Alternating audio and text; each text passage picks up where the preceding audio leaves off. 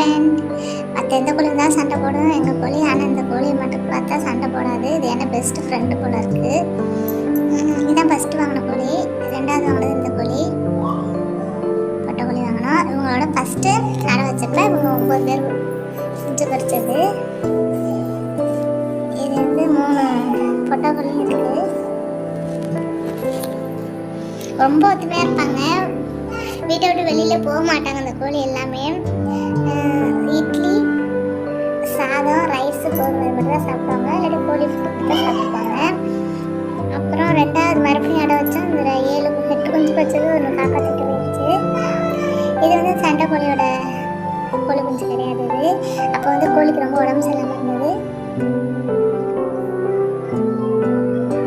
பத்திரமா என்னை பார்த்துக்க சொல்லிகிட்டே இருக்காங்க. அம்மா நீ காக்காட்ட ஒன்று கொடுத்துட்டு பத்திரமா பார்த்துக்காமா, திறந்து விட்டு மறந்துட்டு வந்துடாதம்மா வீட்டுக்குள்ளே அப்படின்னு சொல்லுவாங்க.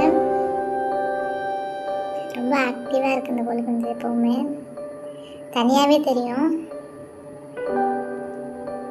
அப்புறம் ஈவினிங் டயத்தில் வந்து பசங்க பார்த்துக்குவாங்க. எங்களை வீடியோவே எடுக்க விட மாட்டேதுங்க. எங்கள் பின்னாடியே எங்கே போனாலும் எங்கள் பின்னாடியே என்ன வருது.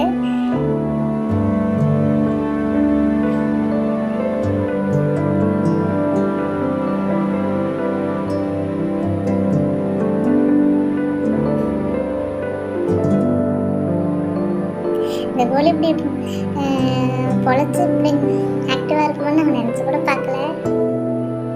அப்புறம் இந்த வீடியோ கிளிப் வந்து ஃபஸ்ட் நாள் குஞ்சு பறிச்சப்போ 3 கோழி குஞ்சு பறிச்சது. அதை எடுத்துகிட்டு வந்து இப்போவே தண்ணி கொடுக்குறாங்க.